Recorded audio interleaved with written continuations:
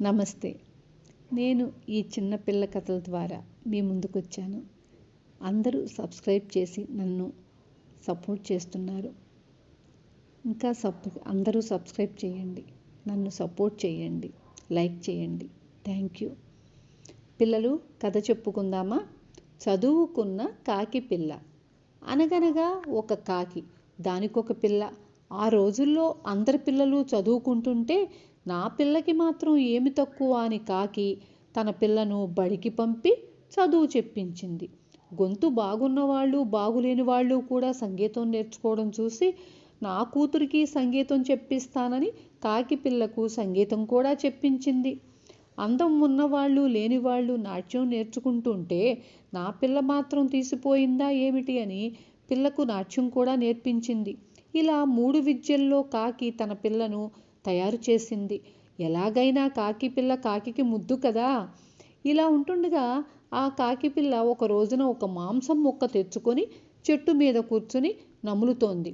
అది ఒక నక్క చూసింది. నక్కకి జిత్తులు పుట్టుకతో వచ్చిన బుద్ధులు కదా. కాకి పిల్లను మోసం చేసి ఎలాగైనా ఆ మాంసం ముక్కను కాజేద్దామనుకుంది. కాకి పిల్ల కూర్చున్న చెట్టు దగ్గరకు వెళ్ళి కాకి పిల్లను చూసి, ఏం మరదలా, బాగా చదువుతున్నావా అని అడిగింది. కాకి పిల్ల చదువులు నేర్చింది కదా, అంచేత నక్క జిత్తులు దానికి బాగా తెలుసు.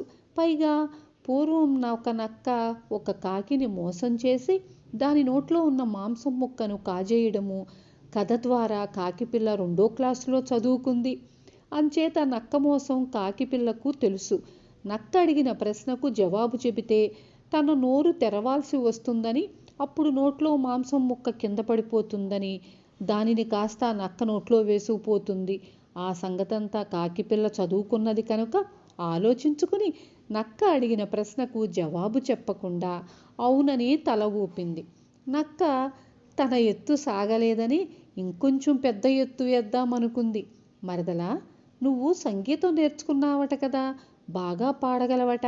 నాకు సంగీతం అంటే చాలా ఇష్టం. ఒక పాట పాడు మరదలా అంది నక్క. పొగడ్తంటే ఎవరైనా చెవి కోసుకుంటారు కదా. ఉబ్బి తబ్బిపోయిన కాకి పిల్ల పాట పాడటం మొదలు పెడుతుంది. అయితే చదువుకున్న కాకి పిల్ల కదా, అందుచేత నోట్లో ఉన్న మాంసం ముక్కను ముందుగానే తన కాలి గోళ్లతో తీసి పట్టుకుని మరీ పాడింది. నక్క కోరిక పాపం ఈసారి నెరవేరలేదు.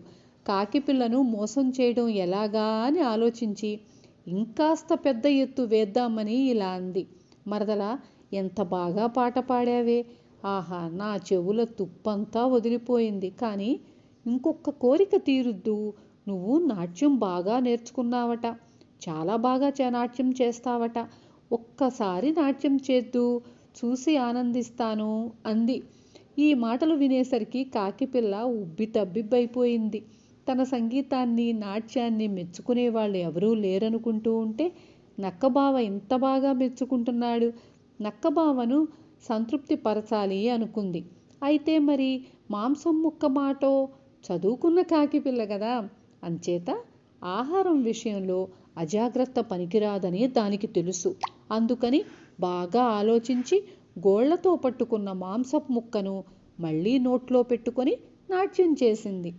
కాకి పిల్ల నాట్యం చేస్తున్నంతసేపు నక్కకు ఒక్కటే ఆలోచన, ఆ మాంసపు ముక్కను ఎలా కాజేయాలా అని. ఇంతకు దాని ఎత్తు పారనే లేదు.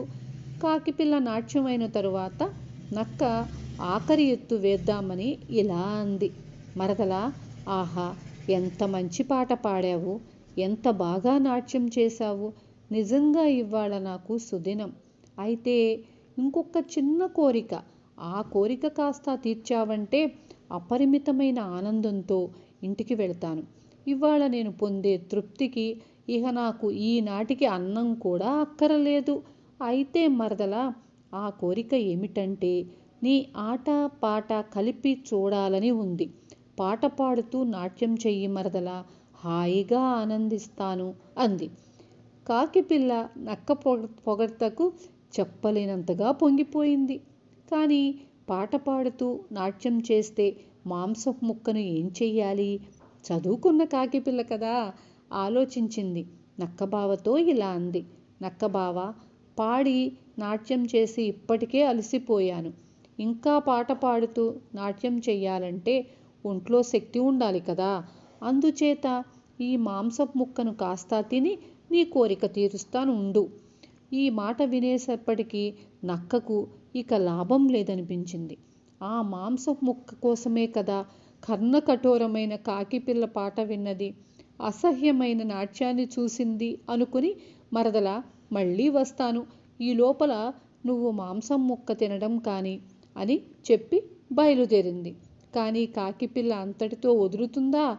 మాంసపు ముక్క గటుక్కున మింగి పోతున్న నక్కబావను పిలిచి సంగీతం పాడుతూ నాట్యం చేయసాగింది.